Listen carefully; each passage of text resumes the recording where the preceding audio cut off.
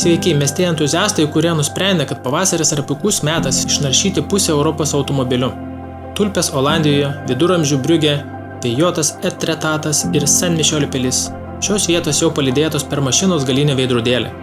Šioje dalyje dar daugiau nuotykių. Aplankysime vyno rojus San Emilion.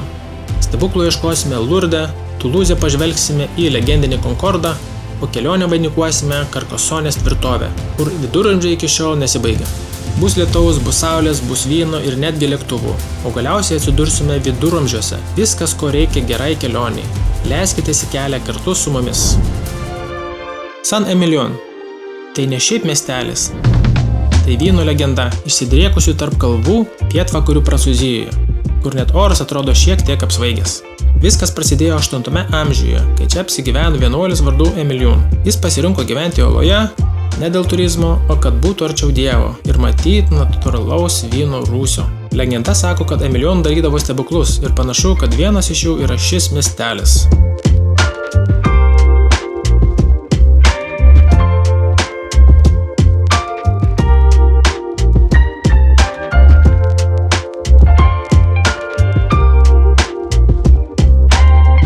Viduramžiais Sant Emilion klestėjo, čia veikė vienuolynai, vyko prekyba ir svarbiausia vyno gamyba. Nes jei jau gyveni ant kalkakmenio kalvų, reikia tą akmenį išnaudoti tinkamai. Pavyzdžiui, iškasti požymius vynui brandinti arba bažnyčią. Arba abu. Šiandien čia žmonės keliauja dėl kelių rimtų priežasčių. Visų pirma, vynas, nes kai etiketėje parašyta Sant Emilion, žinai, kad vynas bus geras. Požeminė bažnyčia. Taip, čia yra milžiniška monolitinė bažnyčia, visa iškalta iš vieno uolos gabalo. Praktiška, jei plytų trūksta. Miestelio grožis, akmeninės gatvės, vaizdai į vynogynus ir pastatai, kuriuose atrodo, kad kiekvienas langas galėtų papasakoti istoriją. Ir šiaip, čia galima pasijusti tarsi sulėtinus laiką, ar bent jau sulėtinus tempą po vyno degustacijos. Čia šitas.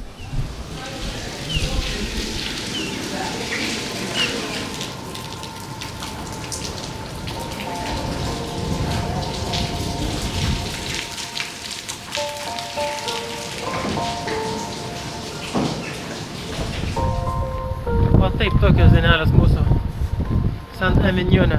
O dabar man šilta. Vasariškas oras. Tiesiog superinis Velykos. Velykos. Ką tik buvom bažnyčiai. Kalbėjom ką tik Poterius. su lietuviais per internetą.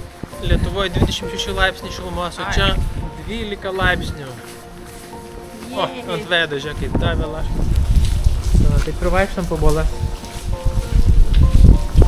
Nueinam į namus, išdžiūstam, apšilam, arbatos išgeriam. Namie išdžiūstam ir vėl. Ir einam vėl į miestelį.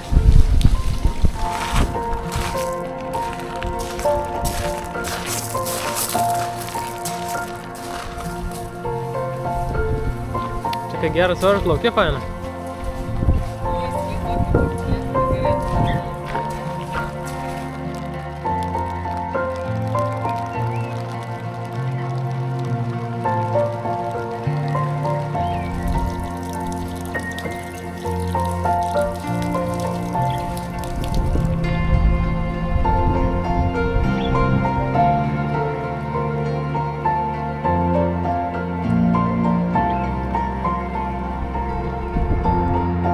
Po svaiginančių vyno nuotykių keliaujame į vietą, kurią pasirinkome tik dėl gražios bažnyčios.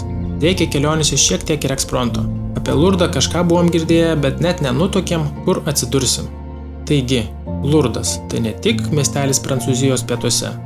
Tai piligrimystės megapolių tapusi vieta, kur net GPS pasako atsargiai, čia gali įvykti stebuklas.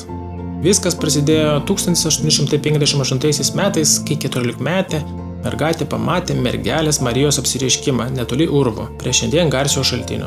Tuomet valdžia buvo skeptiška, vietiniai smalsūs, o dabar milijonai žmonių kasmet keliauja čia melstis, dėkoti, prašyti, arba tiesiog pajusti ypatingą ramybę. Kas čia ypatingo? Grojantis šaltinis. Na, jis negroja, bet žmonės tiki jo stebuklingomis galiomis. Ir labai tikisi, kad jei nors ir neišgydys kūno, tai bent jau sielai padės. Milžiniška bazilika. Atrodo, kad ją galėjau pastatyti angelų architektų komandą, aukšta ir labai įspūdinga. Procesijos žvakių šviesoje. Vakarais visas miestelis nušvinta, Ne nuo neonų, o nuo tūkstančių žvakių, tylos ir giesmių. Ir net jei nesi itin religingas, šį akimirką palieka įspūdį. Po to apsireiškimo šita vieta tapo labai žymi piligrimams. Visi piligrimai pradėjo čia plūsti, o atradus šaltinio vandenį, tenai apačioje tas šaltinio vanduo buvo kalbama, kad jisai pasižymė visokiausiom gydymosiom savybėm. Pradėjo plūsti ir žmonės praradę neviltį, suluošinti žmonės, kurie norėjo stebuklingai pasveikti. Buvo registruoti kai kurie pasveikimai, bet šiaip paėmus čia per metus apsilanko apie 6 milijonus žmonių iš viso pasaulio. Tai galime suprasti, kad iš tų 6 milijonų pasitaiko vienas kitas pasveikimas. Tai paskutinis pasveikimas buvo užfiksuotas 2005 metais. Jau galim sakyti, praėjo apie 20 metų nuo paskutinio registruoto pasveikimo. Dabar eisime mes iki tos bažnyčios taip pat ir pasisemsime vandens.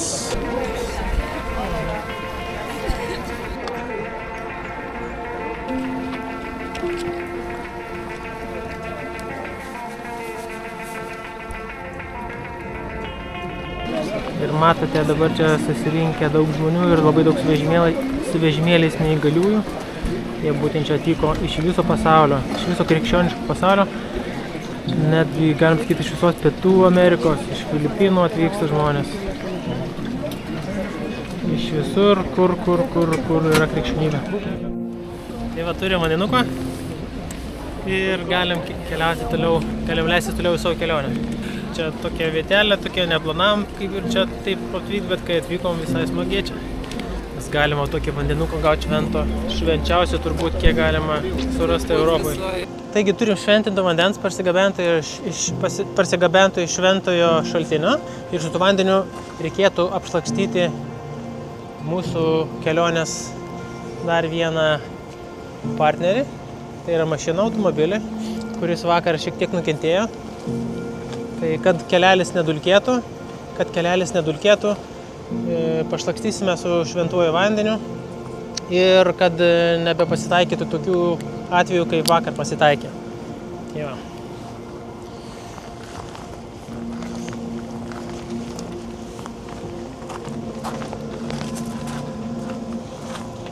Va, ir būtent galą, kur čia jis nukentėjo. Va. Tai tikiuosi mašina laikys iki kelionės pabaigos ir nebeiškrės tokių pokštų, kai buvo vakar. Lurdas traukia ne tik tikinčiuosius, bet ir tuos, kurie nori atsikvėpti nuo šurmulio ir pabūti vietoje, kur viskas atrodo truputį ramiau, truputį švenčiau. Ir ši vieta gerokai drėgnesnė, nes visi nori parsivežti bent buteliuką to vandens. Išvažinėjame ir lauks šiandien irgi apie 3 valandų kelias. Gal sustosime ir vieną tokį miestą pakeliui pažiūrėsime.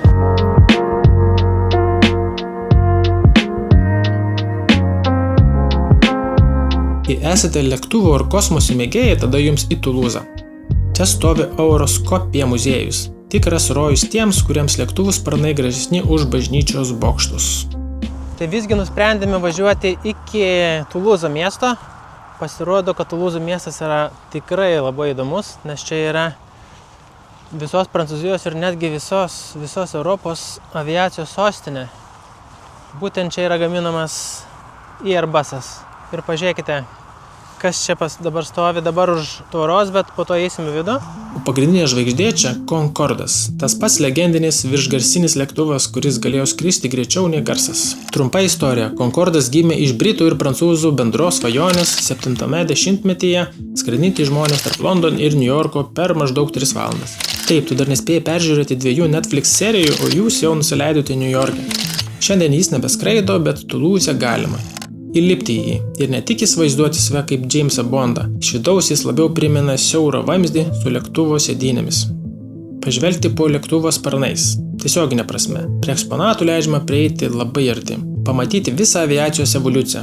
nuo medinių sklandytuvų iki Airbus milžinų ir suprasti, kaip žmonės per 100 metį nuėjo nuo gal įskris iki vėl Wi-Fi'us neveikia virš Atlanto. Muziejus patiks visiems – vaikams, suaugusiems, aviacijos fanams ir net tiems, kurie lėktuvus renkasi pagal filmą rodomą skrydžių metu. O jei dar išgirsti riaumojančius variklius lauke iš tikrų gamyklos bandymų, supranti, kad Tulūzas tikrai žino, ką reiškia žodis skristi. Čia reikėtų praleisti kokį pusdienį, norint viską apsižiūrėti. Mes greitai apėjome, labiau gal dėmesio skiriame Concorde lėktuvui. Rekomenduočiau, kas lankotės kažkur čia Tulūze ar netoli, užsukti čia to, jeigu mėgstate lėktuvų.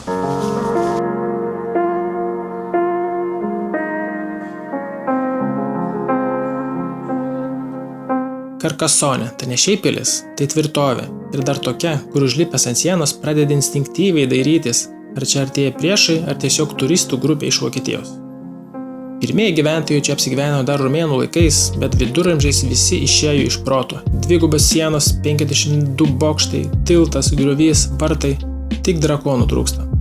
XIX amžiuje tvirtovė buvo taip meistriškai restauruota, kad šiandien atrodo beveik per daug tobula. Kritikai sako, čia kaip pasaka. Kodėl visi čia važiuoja? Nes tai viena geriausiai išsilaikiusių viduramžių tvirtovė Europoje ir dar su miesto viduje. Nes vaikščioti po jo sienas lyg būtum serialų personažas, bet be grėsmės būti nunuodytam. Nes čia tikrai jautiesi kaip laiko mašinoje, tik vietoj riterių turnyrų, vynas ir ledai.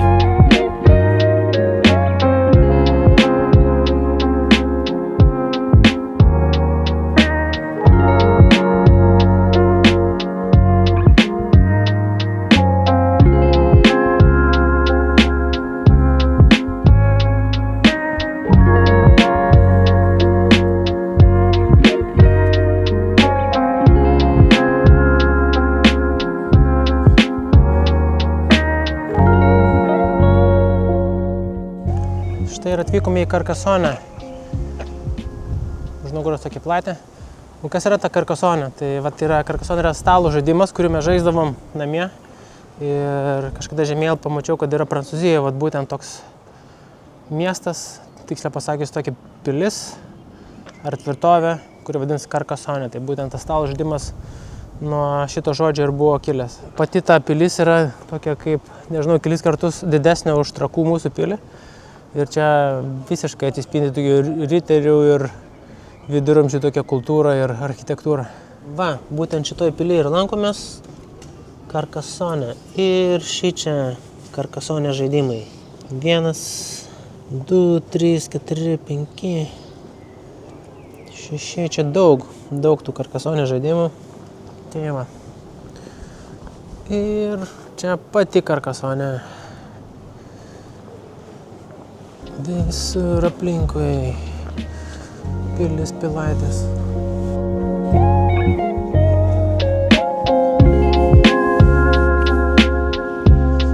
Tai tiek iš mūsų trečiosios kelionės dalies. Buvo lietaus, saulės, vyno ir žinoma buvo nuotykių. Ačiū, kad keliavote kartu, jei patiko, paspauskite tą stebuklingą mygtuką apačioj ir palikit komentarą, kuris padarys mus laimingesnius nei rytinė kava su vaizda į pilį. Susitiksim 4 dalyje. Pažadam, bus dar įdomiau.